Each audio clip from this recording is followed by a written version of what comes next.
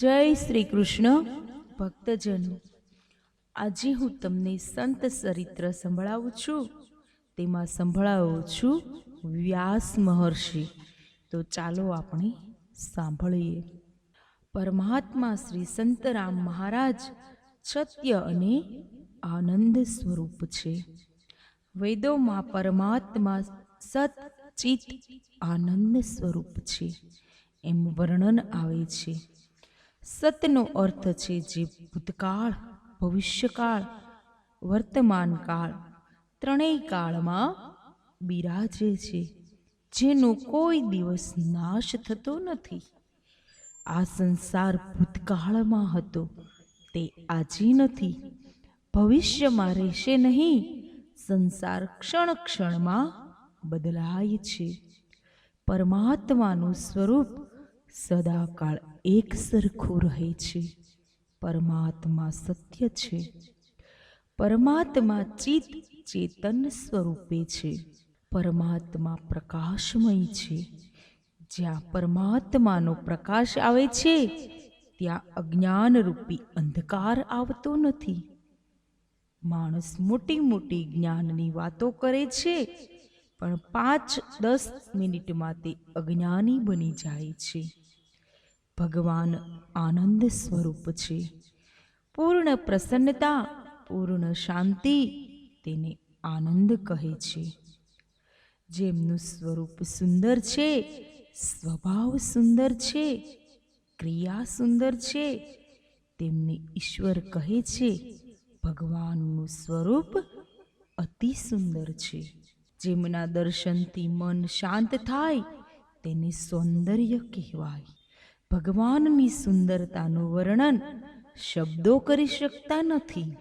જે જોયા પછી મન ચંચળ થાય, અશાંત થાય, તે સૌંદર્ય નહીં, તેને મોહ કહે છે. ભગવાનના દર્શન કરતા મન શાંત થાય છે. ભગવાન સહજ સુંદર છે. શ્રી રામ વનમાં છે, વનમાં વલકલ પહેર્યા છે, માથે જટાનો મુગટ છે, કોઈ શૃંગાર કર્યો નથી, છતાં રામ સુંદર છે. ભગવાન શૃંગાર ન કરે છતાં સુંદર દેખાય છે. ભગવાનનો સ્વભાવ સુંદર છે. જેનો સ્વભાવ અતિ સરળ તે સુંદર છે. અનેક જન્મોનું પુણ્ય વધે ત્યારે સ્વભાવ સરળ બને છે. જે માનવનો સ્વભાવ સરળ નથી તેની વાણી, જેનું વર્તન એક નથી. માનવ મુખમાં મીઠાશ રાખે છે તેટલી મનમાં રાખતો નથી. આવો માણસ બોલે કંઈ અને કરે કંઈ. જેનો સ્વભાવ અતિ સરળ છે તે જરા પણ ચલકપટ કરે નહીં. આવો માનવ સુંદર છે. વિષ આપનાર પૂતના સાથે શ્રી કૃષ્ણ સરળ છે, તેથી તે સુંદર છે. ભગવાને વિષ આપનાર સાથે પ્રેમ કર્યો છે. ભગવાનનું સ્વરૂપ, સ્વભાવ બધું સુંદર છે. ભગવાનની પ્રત્યેક કૃતિ સુંદર છે. માનવની આકૃતિ થોડી સુંદર છે, પણ કૃતિ સુંદર નથી. માનવની આકૃતિ જોઈને થોડો આદર થાય, પણ તેની કૃતિ જોતા તૃણા થાય છે. ભગવાનની પ્રત્યેક લીલા સુંદર છે. ભગવાનનો સ્વભાવ, સ્વરૂપ, કૃતિ આ બધું સુંદર છે. ભગવાન જે કંઈ કરે તે આપણે માટે કરે છે. ભગવાન માનવના કલ્યાણ માટે જે કંઈ કરે છે તેમાં તેમનો કોઈ સ્વાર્થ નથી.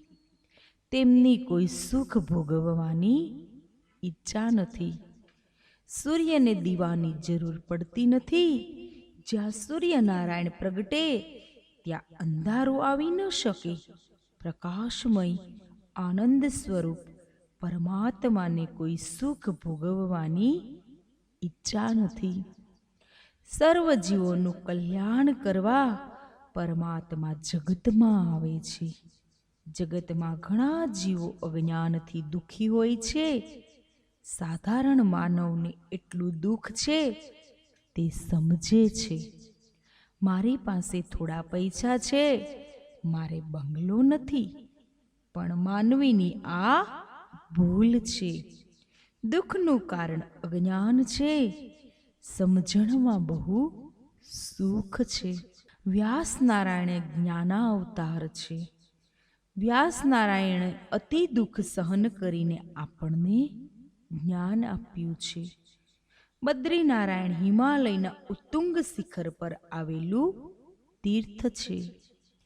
વ્યાસ ભગવાનનું બીજું નામ બદ્રીનારાયણ છે. સંસ્કૃતમાં બોરને બદર કહે છે. બોરના ઝાડ તળે બેસતા બાદરાયણ તેથી કહેવાયા. બોરના ઝાડ તળે બેસી ધ્યાન, ભજન, જપ કરતા, પુરાણોનું સર્જન કરતા. પુરાણોનું સર્જન તેમણે અહીં કર્યું છે. આ બધા શાસ્ત્રોનું સર્જન કષ્ટ વેઠી, દુઃખ સહી તેમણે માનવો માટે કર્યું છે. શ્રી રામ, શ્રી કૃષ્ણનું સ્વરૂપ જગતને વ્યાસ મહર્ષિએ સમજાવ્યું છે. વ્યાસ મહર્ષિ આખો દિવસ ઉપવાસ કરે છે. અતિશય ભૂખ લાગે તો ઝાડ પાસે ભિક્ષા માંગે છે. નીચે પડેલા બોર ગંગાજળથી શુદ્ધ કરી ભગવાનને અર્પણ કરી પછી ખાય છે. આમ વૃક્ષના ફળ અને બોર ખાઈને તેમણે વેદોના વિભાગ કર્યા અને શાસ્ત્રોની રચના કરી. પ્રાચીન કાળના ઋષિ બ્રાહ્મણો વેદ પાઠી હતા. વેદાધ્યન કરતા. કલયુગમાં લોકો મંદ બુદ્ધિવાળા હશે, વેદ ભણી શકશે નહીં. કલયુગમાં આયુષ્ય બહુ થોડું હશે, તેથી શાસ્ત્રોનું વિભાજન કર્યું. સતયુગમાં 1,00,000 વર્ષનું આયુષ્ય, ત્રેતાયુગમાં 10,000 વર્ષનું આયુષ્ય, દ્વાપર યુગમાં 2,000 વર્ષનું આયુષ્ય, કલયુગમાં 100 વર્ષનું આયુષ્ય માનવનું રહ્યું છે. કલયુગના બધા માનવો 100 વર્ષ પૂરું જીવતા નથી. લોકો ધર્મને ભૂલ્યા, સંયમ પાળતા નથી. સદાચાર રહ્યો નહીં. લોકો વિલાસી જીવન જીવવા લાગ્યા, તેથી આયુષ્યનું પ્રમાણ ઓછું થયું. કલયુગ જેમ જેમ વધશે તેમ તેમ આયુષ્યનું પ્રમાણ ઘટશે. કલયુગમાં માનવ જીવન થોડું, આ આયુષ્યમાં વિઘ્નો ઘણા. બુદ્ધિ પાછી મંદ, વેદ ભણવો કઠિન. વ્યાસજીએ ભવિષ્ય કથન કર્યું છે કે કલયુગના માનવો મંદ બુદ્ધિવાળા થશે. માનવ જે કામ કરવાની જરૂર છે તે કરતો નથી. જે કામ કરવાની જરૂર નથી તે કામ કરે છે. પ્રાતઃકાલમાં ઉત્થાન, ધ્યાન, ભગવાનની પૂજા માનવને માટે બહુ જરૂરી છે. લોકો યજ્ઞ કરે, દાન કરે, તીર્થયાત્રા કરે એ સારું છે, પણ અતિ ઉત્તમ તે છે નિત્ય પ્રાતઃકાલમાં 4 વાગે ઉઠવું. સવારના 4 થી 5 વાગ્યાનો સમય બ્રહ્મ મુહૂર્તનો સમય છે. આ અતિ પવિત્ર સમય છે. રાત્રે વહેલા સૂઈ જાઓ, સવારમાં વહેલા ઉઠી આસન પર બેસી જાઓ. પ્રાતઃકાલમાં ધ્યાન, ભજન, સેવા, પૂજાથી તમારું કલ્યાણ થશે. રાત્રિના 10 પછી જાગવું નહીં, સવારે 4 પછી સૂવું નહીં. કલયુગનો માનવ વ્યવહારના કામમાં સાવધાન છે, પણ ભક્તિ કરવામાં સાવધાન નથી. આ કારણથી તેને મંદ બુદ્ધિવાળો કહ્યો છે. લોકો રૂપિયા એકાગ્ર ચિત્તે ગણે છે, પણ સંધ્યા પૂજા કરતી વખતે એકાગ્ર ચિત્તેથી તે કર્મ કરતો નથી. જ્યારે માનવ રૂપિયા ગણતો હોય છે ત્યારે એવો એક ચિત્ત હોય છે કે પાસે કોઈ બોલે કોઈ આવે જાય એને ખબર પડતી નથી. આ જ માનવ માળા કરવા બેસે છે ત્યારે એકાગ્ર ચિત્ત થઈ શકતો નથી. કોણ બોલ્યું, કોણ આવ્યું, કોણ ગયું, આ બધું તેને માળા કરતા દેખાય છે, સંભળાય છે. વેદ ભણવા કઠણ છે, તેથી વ્યાસજીએ ઋગ્વેદ, અજુર્વેદ, સામવેદ, અર્થવેદ એમ વિભાગ કર્યો. વેદની શાખા બનાવી. વેદોને શ્રુતિ પણ કહે છે. શ્રુતિ એટલે સાંભળવું. ગુરુ વેદ બોલે, બ્રાહ્મણ બાળક શિષ્ય સાંભળે, વેદાધ્યન થતું. બીજા દિવસે શિષ્ય ગુરુ પાસે જે સાંભળ્યું હોય તે કંઠસ્થ કરી ગુરુને સંભળાવે. પ્રથમ દિવસે ગુરુ પાઠ બોલે, બીજે દિવસે શિષ્ય પાઠ બોલી સંભળાવે. શિષ્ય જ્યારે કહે છે, આ પાઠ હું સમજી ગયો, ત્યારે પાઠ સફળ થયો ગણાય, ત્યારે જ્ઞાન સફળ થયું ગણાય. ઋગ્વેદમાં 11,000 મંત્રો છે. આ મંત્રો બ્રાહ્મણ કંઠસ્થ રાખતા. કેવી તેજસ્વ બુદ્ધિ પ્રતિભા બ્રાહ્મણની હતી! બ્રાહ્મણ સંધ્યા ગાયત્રી નિત્ય કરતો, તેથી તેની બુદ્ધિ તેજસ્વી બનતી. જે બ્રાહ્મણ સંધ્યા ગાયત્રી ન કરે તેને સૂર્યનારાયણ શાપ આપે છે. બ્રાહ્મણોએ નિત્ય કર્મમાં પ્રીતિ રાખવી. નિત્ય કર્મથી આપણા ઋષિ મુનિઓની બુદ્ધિ દિવ્ય બની હતી. કર્મ, ભક્તિ, ઉપાસના આ વેદના 3 કાંડ છે. સંહિતા, બ્રાહ્મણ, આરણ્યક આ મળીને વેદ પૂરો થાય છે. આ પૂર્ણ વેદાધ્યયનમાં કોઈ એક મંત્ર પણ છોડે તો તેનો વેદાભ્યાસ અધૂરો છે. 80,000 મંત્રો, કર્મકાંડના 16,000 મંત્રો ભક્તિના, 4,000 મંત્રો જ્ઞાનના ઉપાસનાના છે. આમ કુલ મળીને 1,00,000 વેદ મંત્રો છે. મિષ્ટાનમાં ઘી, ખાંડ, લોટ જોઈએ. 3 હોય તો મિષ્ટાન થાય. આ 3માં કોઈ મુખ્ય, કોઈ ગુણ નથી. વેદોમાં મંત્રો, કાંડો મહત્વના છે. 3 કાંડોનું મહત્વ વેદોમાં છે. કર્મયોગ મનને શુદ્ધ કરવા છે.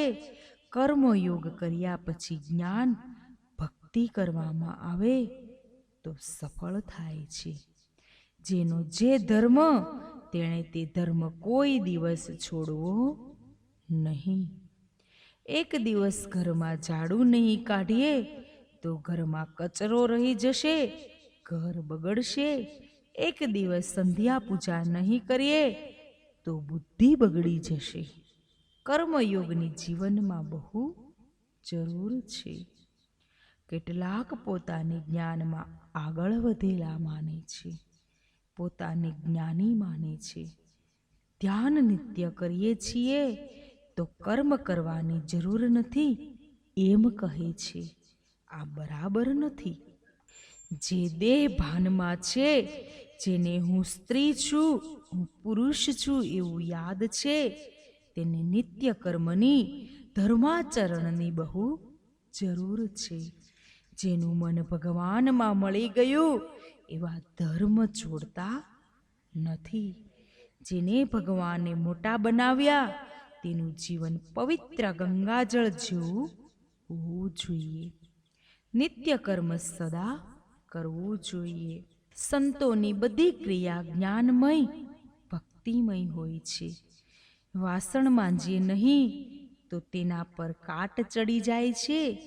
માનવના મન પર અનેક જન્મોની વાસનાનો કાટ ચડેલો છે. જગત કેવું છે તે જાણવાથી નહીં, તમારું મન કેવું છે તે જાણવાથી લાભ થાય છે. માનવ જગતને નહીં, તેના મનને સુધારી શકે તેમ છે. તન મનને કર્મયોગ શુદ્ધ કરે છે. પ્રાતઃ સ્નાન, ધ્યાન, પૂજા, સેવા કરવાથી તન મનની શુદ્ધિ થાય છે. જ્ઞાનનું રક્ષણ કરવા માટે ધર્મ છે. જેણે ધર્મ છોડ્યો તેનું મન એક દિવસ બગડે છે. ફળ 16 આની પાકે પછી ઝાડ ઉપર રહેતું નથી. પુણ્ય પરિપક્વ થઈ આપોઆપ ઝાડનો ત્યાગ કરી ભૂમિ પર પડે છે. જ્ઞાન ભક્તિ માનવમાં પૂર્ણ રીતે આવે ત્યારે જગત સાથેનો દેહ સંબંધ છૂટે છે. જ્યાં સુધી જ્ઞાન ભક્તિ પરિપૂર્ણ ન થાય ત્યાં સુધી ધર્મ ન છોડો. વાસના પૂર્ણપણે ગયા વગર જે ધર્મ ભક્તિ છોડે તેનું પતન થાય છે. કાચની બરણી સાફ કરતા થોડી ચિકાશ રહી જાય અને પછી તેમાં મુરબ્બો ભરવામાં આવે તો તે બગડી જાય છે. જીવનમાં થોડીક સૂક્ષ્મ વાસના રહી જાય તો મન અને જીવન બંને બગડે છે. જેમનામાં નિષ્કામ ભાવ છે તેનું મન સ્થિર રહે છે. મન ચંચળ રહેવાનું કારણ તીવ્ર વાસના છે. પૂર્ણપણે નિષ્કામ ભાવના આવવી કઠણ છે. કેટલાક ભક્તિને સરળ સમજે છે. ભગવાનને ભોગ ધરાવવો, આરતી કરવી એટલે ભક્તિ પૂરી થઈ એમ સમજે છે. પણ મન ભગવાનના સ્વરૂપમાં, નામમાં સ્થિર કરવું તે ભક્તિ. ઘણાનું મન પ્રમાદમાંથી નીકળતું જ નથી. મનને મંત્રમાં, મૂર્તિમાં રાખી ભક્તિ કરો. જેનું મન સંસારમાં ફરે છે તે ભક્તિ કરી શકતો નથી. કર્મયોગ મનને શુદ્ધ એકાગ્ર કરવા છે. ભક્તિયોગ મનને ભગવાનમાં સ્થિર કરવા છે.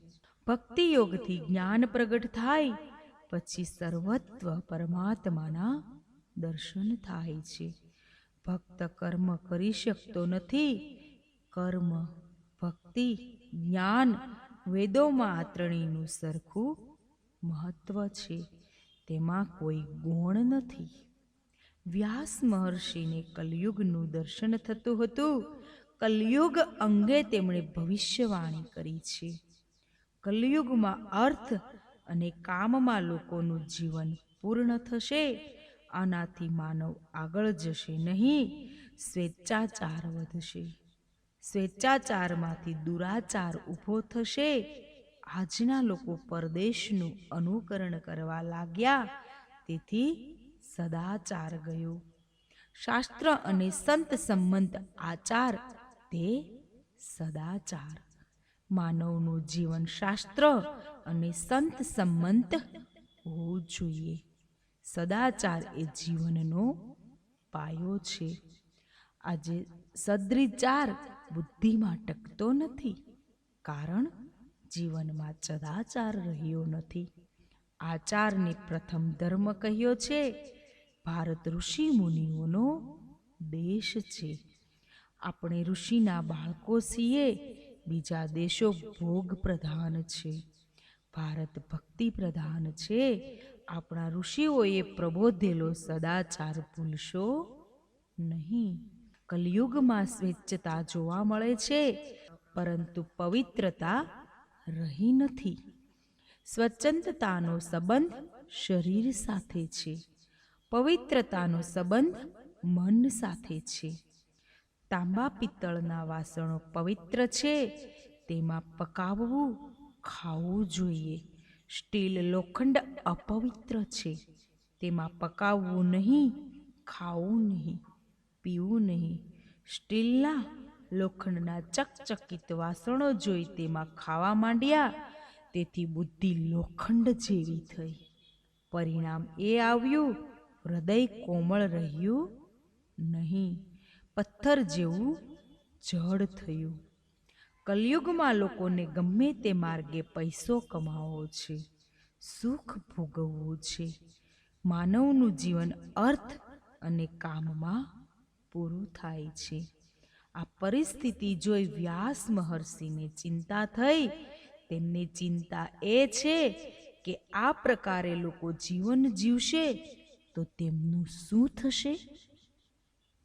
વ્યાસજીની આ ચિંતામાંથી ભાગવતનું સર્જન થયું છે. 5000 વર્ષ પહેલા વ્યાસજીને જે દેખાયું તેનું તેમણે તેમાં વર્ણન કર્યું. એ વર્ણન પ્રમાણે આજના કલયુગનું દર્શન આપણે કરીએ છીએ. એક ક્રાંતિદર્શી ઋષિ હતા. તેમણે લખ્યું છે, કલયુગના રાજાઓ ભારતના ટુકડા કરશે. સદાચાર રહેશે નહીં, ચદ વિચાર ટકશે નહીં. બરાબર એ વર્ણન પ્રમાણે આજે જોવા મળે છે. વ્યાસજી ચિંતિત છે. તેમને લાગે છે હજુ તેમનું કોઈ કામ બાકી છે. વ્યાસજીને થાય છે કે જીવનમાં મારાથી કોઈ ભૂલ તો નથી થઈ ને? મેં માતા પિતાની સેવામાં ભૂલ તો નથી કરીને? મેં જાણે અજાણે કોઈ પાપ તો નથી કર્યું ને? મને શાંતિનો અનુભવ કેમ નથી થતો? મારાથી સંતોષ કેમ અનુભવાતો નથી? વ્યાસજીએ પોતાનું જીવન પરોપકારમાં, દુઃખ સહી જગતનું કલ્યાણ કરવામાં ઘસ્યું તો પણ મન અશાંત કેમ? વ્યાસજીનો જન્મ જ જીવોના કલ્યાણ માટે છે. વેદોનું વિભાજન કરી તેને સમજાવ્યા, પુરાણોની રચના કરી શાસ્ત્રોને સરળ રોચક દ્રષ્ટથી સમજાવ્યા. આ બધું કર્યા છતાં શાંતિ નથી. પોતાની ભૂલ શું છે, શું પાપ છે તે જાણવા ચિંતિત છે. જેના પર ભગવાનની કૃપા થાય તેને સ્વપ્ન દોષનું ભાન થાય છે. સનાતન ધર્મની મર્યાદાનું પાલન કરનાર, માતા પિતાની સેવા કરનાર ઉપર વ્યાસ નારાયણ ભગવાનની કૃપા કરે છે. વ્યાસ નારાયણ સંત દર્શનથી શાંતિ સાંપડશે એમ માની સંત દર્શન અને સત્સંગની ઈચ્છા કરે છે. સંત દર્શન સત્સંગથી શાંતિની પ્રાપ્તિની ઝંખના કરતા ચિંતિત વ્યાસ નારાયણ પાસે નારાયણ નારાયણ નારાયણનું કીર્તન કરતા નારદજી પધારે છે. વ્યાસજીને સંત દર્શન થાય છે. પ્રત્યેક માનવ શરીરમાં ભગવાન છે અને તેમાં ભગવાનના દર્શન કરો. કથા સાંભળ્યા પછી આંખ અને કાનને સુધારવાની જરૂર છે. પૃથ્વી એ દરેકની માં છે. તેને સવારે વંદન કરીને પગ મૂકવો જોઈએ. પરમાત્માને વંદન કરીને કરેલું કામ સફળ થાય છે. બહાર જતા પહેલા બહારથી આવીને ભગવાનને વંદન કરવા. ભગવાનને વંદન કરવાથી અભિમાન જાય છે. અંતકાળે બીક લાગે છે. કરેલા પાપોની યાદી થાય છે. જેનું જીવન શુદ્ધ છે તેનો હિસાબ ચોખ્ખો છે. મૃત્યુ એટલે હિસાબ આપવાનો દિવસ. તપશ્ચર્યામાં સ્ત્રીનો, દ્રવ્યનો, બાળકનો સંગ બાધક છે.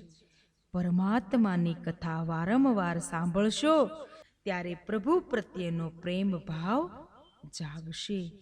પરમાત્માના દર્શનની આતુરતા વિના સંત મળતા નથી. મનુષ્ય નિર્મચ્છર ન બને ત્યાં સુધી તેનો ઉદ્ધાર થતો નથી.